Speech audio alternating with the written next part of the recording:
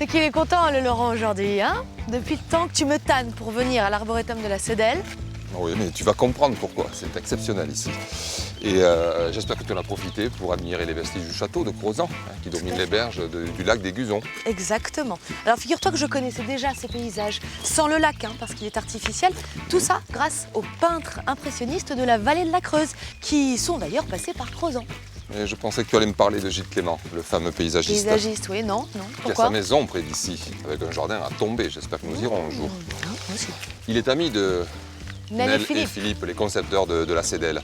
Et c'est sur ces conseils que nos amis ont démarré cette fantastique histoire en 1978. Tout à fait, il y a 32 ans. Ceci dit, tout ça a pris tellement de temps que l'arboretum n'est ouvert au public que depuis 7 ans, pendant la saison bien évidemment, donc de mai à octobre. Et ça tombe bien parce qu'aujourd'hui, le public, c'est nous.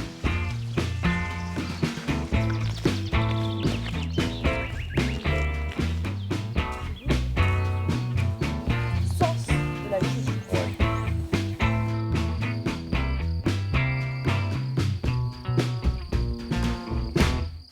Alors moi, ce que j'aime beaucoup ici, tu vois, c'est le principe fondateur de l'aménagement de ce jardin. C'est-à-dire? C'est-à-dire qu'ici, auparavant, il y avait des champs cultivés, donc une activité agro-pastorale, hein, beaucoup de pâturage. Et Philippe, le concepteur, a voulu garder trace donc, de ce passé agro-pastoral. Et tu as devant toi donc une magnifique prairie Prairie naturelle. fleurie adorable. Hein, naturelle, à contrario de toutes les prairies artificielles que l'on voit maintenant partout. Et les autour. chênes de l'arboretum, la collection que nous venons de traverser, se trouvent donc en périphérie. Eh oui, je vois ça. Et à propos de chêne, celui-là, Nous c'est un voilà monstre. devant un spécimen tout à fait exceptionnel. Waouh! Incroyable. Exceptionnel. Quel âge? Bon, je dirais au moins 400 ans. Mais dis donc, c'est très étrange toutes ces racines qui ressortent comme ça, regarde. C'est dû à quoi? Mais je pense que, tu vois, le bloc de granit sur lequel je suis et sur lequel tu t'es naturellement perché également, Ah oui. ces deux blocs doivent faire partie d'une plaque de granit sur laquelle le gland de ce chêne a germé et sur laquelle ce chêne n'a pas eu d'autre choix que de se développer. Donc avec ses racines, il a cherché à contourner avant de pouvoir s'enfoncer. Ok, mais alors. Et en grossissant, les racines n'ont pu que forcément émerger. Que ressortir. Mais ce que j'ai du mal à comprendre, c'est comment il tient. Là, ce que tu vois des racines, c'est vraiment la partie émergée de l'iceberg. Et l'enracinement d'un arbre peut aller bien au-delà de la ramure. Il faut savoir qu'un chêne comme celui-ci, il a des possibilités d'enracinement jusqu'à plus de 100 mètres, 140 mètres, les plus longues racines de chêne qu'on ait pu inventorier. Ok, donc il n'y a pas de risque qu'il celui-ci nous tombe tombe sur la tête. Ah ben non, je pense pas. Ok. Et puis, s'il y avait un risque, je pense qu'il serait déjà par terre. D'accord. Parce que des tempêtes, il a dû en voir quelques-unes. T'as remarqué que les pierres, elles avaient été murets. réutilisées dans les murets? Ah bah là, tu me tends une perche, donc on revient vers l'activité agro-pastorale. Tous ces murets donc, qui entouraient, qui saignaient toutes les parcelles cultivées, tous ces murets ont été constitués par les pierres qui étaient au fil des labours retirées des champs et empilées sur les périphéries pour constituer ces murets. Et le résultat est très esthétique. Plutôt sympa, ouais. Puisque nous sommes dans un arboretum, on parle d'arbres, on peut parler de coupe de branches.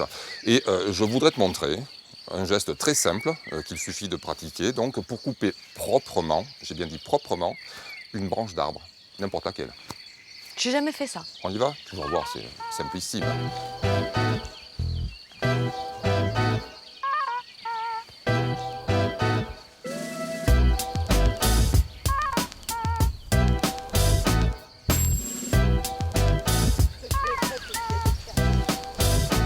Je sens que cette échelle n'est pas là par hasard. Mais bien vu, Marine. Il se trouve que j'ai quand même un petit peu repéré le truc avec Philippe et il m'a mis l'échelle comme nous l'avions convenu parce que je vais te montrer comment couper une branche.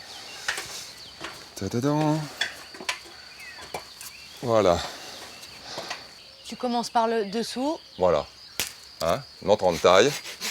Généreuse, mais pas trop. Voilà mon entaille. Ma Ouais. pré-entaille donc. Et maintenant, j'entaille par le dessus.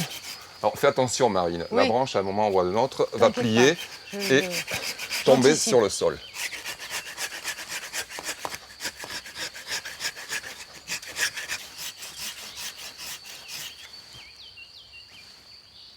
Un petit peu plus? Oui, on dirait. Et voilà. Donc là, Je suis la chaud. cassure qui s'est produite est un phénomène tout à fait classique. Et on voit bien que grâce à l'entaille, la cassure donc s'est produite de manière très propre. Voilà. Sans la pré-entaille, on aurait eu une déchirure qui se serait produite ici et on aurait eu ces plaies de taille immonde que je ne veux plus voir désormais. C'était très clair, professeur. Vous pouvez descendre. Oui? Tout à fait. Bon, alors nous voilà dans le secteur érable et tilleul de l'arboretum de la Cédelle. Très beau. Pas que des tilleuls et des érables, regarde, il y a aussi des charmilles. Et Oui. j'adore la façon dont elles sont taillées comme ça, elles ondulent, elles accompagnent la pente. On dirait qu'elles ont été plantées là un petit peu par la nature, un petit peu comme par hasard. Hein. Ouais. Et Non, pourtant, c'est- tout est travaillé. C'est la spécificité du dessin de ce jardin, valoriser donc les plantations au mieux tout en tenant compte de l'aspect naturel. Voilà. Mais moi, ce que j'aime beaucoup ici, tu vois, c'est que tu me fais pas trop travailler. Moi, ce que j'aime beaucoup, c'est quand tu me taquines comme ça, tu vois. Je sais très bien que tu aimes travailler avec moi et que c'est un plaisir. Ah oui? D'ailleurs, tu vois cette machine, tu crois qu'elle est là par hasard? Qu'est-ce que tu veux que je lui fasse à ce petit tilleul? Ben, on va tout simplement l'aider à passer la saison chaude qui s'annonce dans les meilleures conditions. Et comment est-ce qu'on s'y prend, monsieur le spécialiste? Ah ben, c'est pas difficile, on va préparer le sol de manière à ce que le paillage qu'on va mettre en place puisse être le plus efficace possible. Ah d'accord, on va faire un paillage. Ça, je sais faire. Bon, eh ben, préparons le sol. Alors, pour le préparer de manière efficace, tu vas te servir de ce rotofil. Hein. C'est la première fois. Et tu vas monter toute l'herbe Comment? sur un diamètre de, allez, on va dire, moi je dirais 80 cm autour de l'arbre. Tu prends surtout garde de ne pas t'approcher avec le fil et la machine donc du tronc de l'arbre parce que cela pourrait lui être fatal. La lacération de l'écorce sur un tour complet, c'est Mais définitif ne pour l'arbre. t'inquiète pas, je vais pas lui Mais faire. pour cela, j'anticipe un petit de peu, mal. je vais nettoyer l'arbre manuellement autour du tronc. Et ensuite, je vais le protéger avec ce que j'ai trouvé, mais chez eux, nos amis peuvent faire ça avec un bout de tuyau d'arrosage, tout simplement, que l'on fend sur la longueur et que l'on dispose autour donc, du tronc. Tuyau d'arrosage ou tout autre tuyau plastique qui peut permettre une protection efficace. Tu t'en sors, Marine? Ça va, ça va. Tu peux me démarrer, s'il te plaît? Allez, le coup de starter, tout le monde le sait. T'as c'est pas des mis grands la classiques. protection, hein, je te ferai remarquer. Non, pas encore, mais bon, D'accord. voilà, c'était plus symbolique qu'autre chose parce que ce que j'ai pu trouver n'est pas terrible. Hein. Il vaut mieux un bon tuyau d'arrosage. D'accord. À toi de jouer, Marine.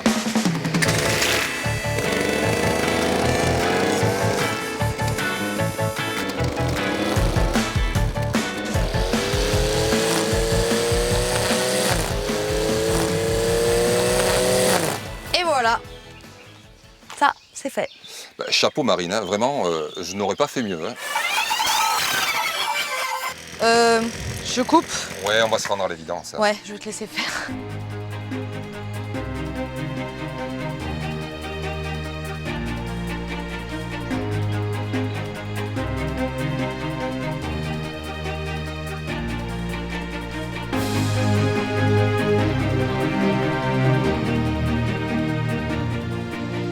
Qu'est-ce qu'on fait maintenant? Eh bien, nous sommes dans un arboretum, nous ne manquons pas de branchages, nous allons les broyer.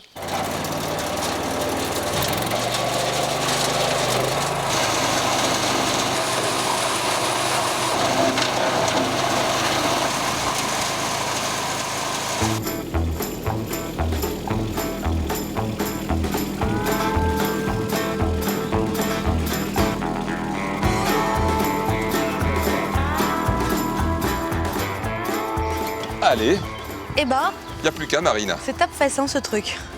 À toi Alors, de jouer. à moi de jouer. Bah, tu as dit que tu connaissais le paillage, donc je te laisse faire. Très bien, Hein. Alors, un paillage, là, Ok, tu me chef. fais quelque chose de 5 cm. très bien. Parce qu'au-delà du paillage, aujourd'hui, je te fais utiliser, pour pailler, un BRF frais. Là, ce qu'on veut, nous, c'est favoriser la prolifération d'un certain type de champignons qui va permettre, via le BRF, d'aboutir à la formation d'humus. Très important, l'humus, qui, combiné aux argiles du sol, va pouvoir donner un complexe qui est très favorable à l'équilibre et à la dynamique du sol. Donc, hein. Et alors, quelles sont les propriétés autres de ce paillage?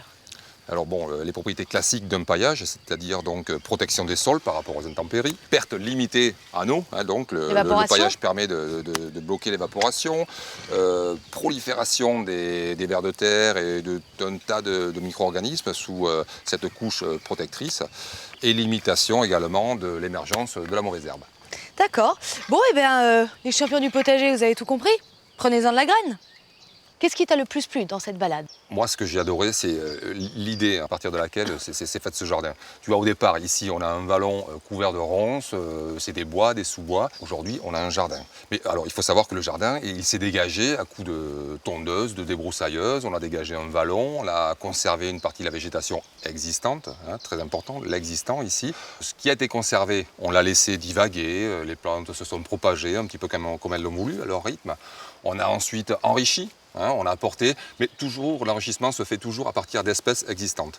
Hein, on avait quelques érables, on a installé une collection d'érables. On avait quelques chênes, on a mis des chênes. On a les rhododendrons pour appeler le hou qui pousse ici dans les bois. Donc ce qui te plaît ici, c'est le côté à la fois collection et à la fois, on peut appeler ça mix border peut-être, très sauvage? Oui, on est plutôt dans de la lisière aménagée, du sous-bois composé. Ah, le fameux jardin en mouvement. De la clairière organisée. Oui, voilà. Jardin en mouvement on a de parlé Gilles de Gilles Clément en arrivant. C'est vrai que bon, Philippe, je pense, a dû s'inspirer un petit peu des théories de ce grand paysagiste.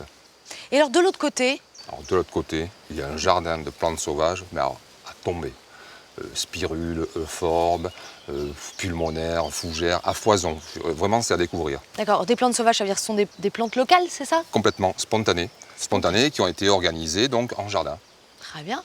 Moi, j'adore la petite mare qu'on trouve un peu plus loin. Tu sais qu'elle a été alimentée par les eaux de pluie, le ruissellement des eaux de pluie et les petites sources du vallon. Voilà, l'eau circule sous nos pieds. Si on allait voir cette rivière, finalement, J'en ai plutôt envie, moi j'adore qui a donné l'eau. son nom à l'arboretum. Et on y va. Allez.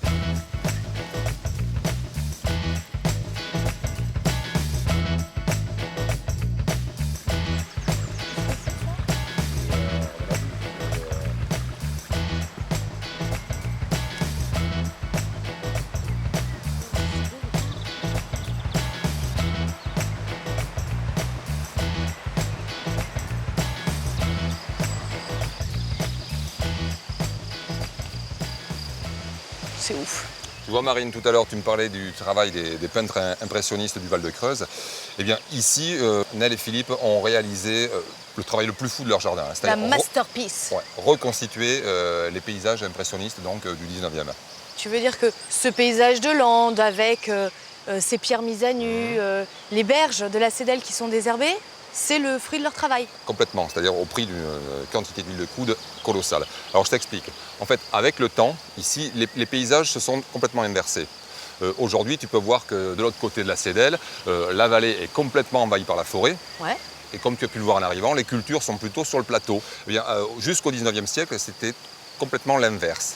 C'est-à-dire que la forêt occupait le plateau. Et c'était les vallées qui étaient complètement déforestées par l'activité forestière de l'époque, dans un premier temps. Et ensuite, l'activité pastorale, donc le passage des moutons, avait transformé donc, toutes ces vallées en pâturage.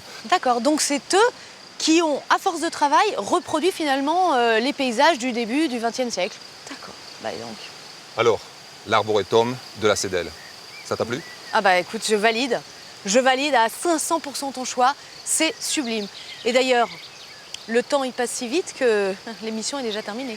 Oui, alors n'oublie pas de parler de l'Université du paysage en pays de Ouest-Creuse et du travail que fait cette association pour la conservation des paysages ici. Et profites-en pour signaler la conférence de Gilles Clément, hein, le 21 juillet 2012, donc à Grandbourg. D'accord. Et le 15 septembre à la Souterraine. Ok, bah écoute, si tu veux bien me laisser faire, je fais. Hein? Allez. Où tu vas? Je vais dire bonjour aux écrevisses. La Cédelle en regorge. Très bonne idée. Voilà, et tâche d'empêcher quelques-unes pour l'apéro, s'il te plaît. Bon, pendant que Laurent parle à la pêche, nous allons parler cueillette au jardin avec le dossier de Rustica cette semaine sur la taille à effectuer au potager pour avoir une grosse récolte. Si vous voulez revoir cette émission, retrouver nos fiches pratiques ou toutes les informations sur les jardins de Creuse et plus précisément le magnifique jardin arboretum de la Cédelle, rendez-vous sur notre site internet www.france3.fr, rubrique Côté Jardin. Je vous retrouve la semaine prochaine. Ne ratez pas cette émission, ce sera la dernière de la saison avant l'été. Et surtout, notez dans vos tablettes qu'à partir de septembre, vous retrouverez Côté Jardin tous les dimanches à 10h50 pétante. C'est clair? Ça mord, Lolo? C'est bon Marine, allume le feu, prépare la poêle, j'ai l'apéro.